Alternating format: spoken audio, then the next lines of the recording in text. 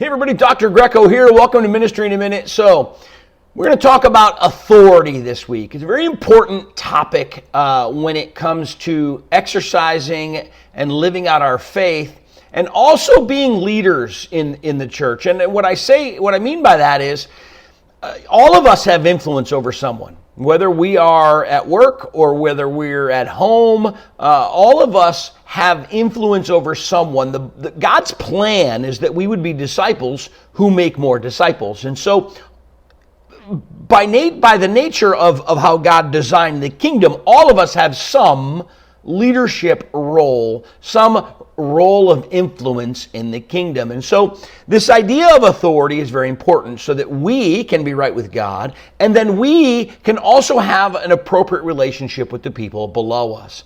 And the first question about authority, kind of flowing out of what we talked about last week with how we exercise our free will, is who has authority in your life?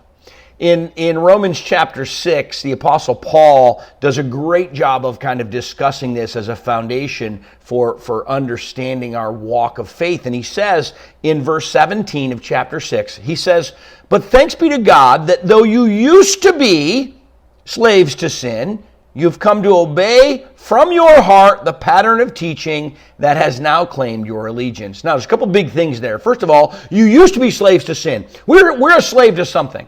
If we think that we're the masters of our own destiny, we're wrong.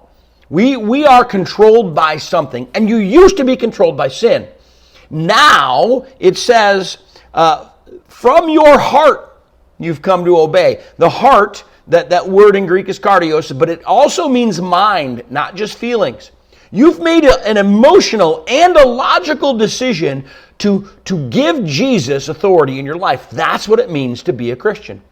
Now, the reason this is so important is because if we think that we are in charge of us, but we're going to do what God says, we're going to be a poor example for people.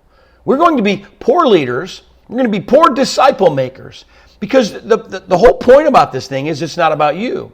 You used to be a slave to sin, meaning sin was your priority. Now you are a slave to righteousness, meaning God is your priority. And if He has authority in our lives, if we are doing what He says, not what we want, we'll be a person who has our priorities rightly aligned to not only hear from Him, but then lead others towards Him as we make disciples. This is God's kingdom plan. This is why it's so important that we understand who and what has priority, has authority in our lives. We'll see you tomorrow. We're going to continue this discussion in another Ministry in a Minute.